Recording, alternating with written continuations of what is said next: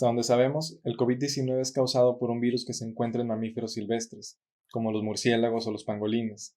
A diferencia del COVID, la mayoría de las enfermedades infecciosas que han afectado a los humanos a lo largo de la historia, como la tuberculosis, la viruela y el sarampión, han provenido de especies domésticas, y esto se explica por la dependencia que hemos mantenido hacia ellas desde que empezó a practicarse la agricultura y la ganadería hace unos 12.000 años. Al vivir en comunidades cada vez más densas y antihigiénicas, los Homo sapiens nos volvimos más propensos a contraer enfermedades. Pero no solo nosotros, sino también las otras especies que acompañaron a los grupos humanos conforme se expandieron por el mundo. Hace 12.000 años, apenas había pocos millones de animales domésticos, pero hoy son miles de millones. De hecho, después de los humanos, los mamíferos grandes más extendidos son las vacas, los cerdos y las ovejas. Y las gallinas, por su parte, son el ave más numerosa del planeta. Por eso es común escuchar de enfermedades como la gripe porcina, la gripe aviar o la enfermedad de las vacas locas, que pueden pasar a los humanos. Pero ¿qué pasa cuando se extienden enfermedades que no afectan a los humanos, sino solo a otras especies animales? Las ponen en cuarentena, las vacunan, se les pide que se queden en sus corrales. A las epidemias entre animales se les conoce como epizootias. Se sustituye la raíz demos, pueblo, por zoo, animales. Estas representan un problema serio que se traduce en pérdida de alimentos, de fuerza motriz o en dilemas éticos sobre nuestra relación con esas especies. Probablemente la enfermedad animal más importante durante el siglo XX fue la fiebre aftosa, que tuvo un episodio muy relevante en México entre 1946 y 1954, cuando perdieron la vida más de 1 millón de animales domésticos. La fiebre aftosa no afecta la salud de los humanos, pero sí algunas de las especies de las que más depende, como las reses y los cerdos. Como su nombre lo indica, es una enfermedad que les produce fiebre, aftas en la boca y en las pezuñas e inflamación en algunos músculos. Es además altamente contagiosa.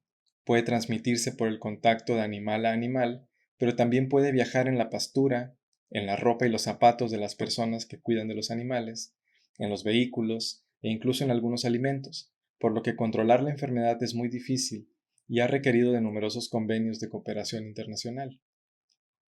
Esta se volvió importante desde finales del siglo XIX, cuando se intensificaron los intercambios de ganado en todo el mundo y se fueron definiendo las medidas que debían adoptar los gobiernos nacionales para controlar la enfermedad. En México el primer brote apareció en 1926, en Tabasco. Por supuesto que de inmediato llamó la atención de los Estados Unidos, que en ese momento estaban todavía en proceso de erradicar la enfermedad, y México permitió que personal sanitario de aquel país colaborara para controlar el brote. Luego se firmaron convenios para prohibir la importación de los países infectados. Estos convenios fueron violados constantemente por ganaderos mexicanos y estadounidenses, que buscaban aumentar la producción de carne y leche introduciendo nuevas razas bovinas. Precisamente, cuando las autoridades mexicanas detectaron otro brote de fiebre aftosa en 1946, este fue atribuido a un embarque de ganado cebú que se había traído de Brasil. El cebú es una subespecie originaria de Asia, muy resistente a los climas tropicales, y por lo tanto muy demandada en algunos estados de la costa mexicana y Texas. Cuando los ganaderos del sur de Estados Unidos se enteraron del brote de aftosa y de la amenaza que representaba para ellos, de inmediato exigieron a su gobierno que interviniera para cerrar la frontera. Por su parte, los ganaderos del norte de México, dedicados a la exportación, exigieron tomar medidas para evitar esa medida. Los intereses de los ganaderos estadounidenses estaban en riesgo, los de los ganaderos norteños también, y las medidas iniciales del gobierno, un tanto tibias, tratando de minimizar el problema, no eran suficientes. Así que tras una serie de negociaciones, el Congreso de Estados Unidos aprobó un presupuesto para formar la Comisión México-Americana para la Erradicación de la Fiebre Aftosa. Se puede decir que fue una colaboración científica y técnica inédita entre los dos países, pero también una donde se antepusieron los intereses de Estados Unidos. México sirvió como una zona de amortiguamiento del virus.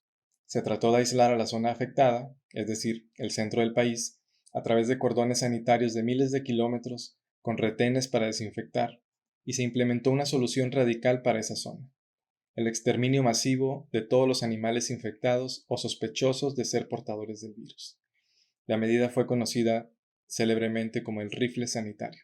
Parece una obviedad decir que las medidas para controlar y erradicar una epidemia deben ajustarse al contexto económico y sociocultural del lugar donde van a ser implementadas, pero eso no fue lo que pasó en 1947.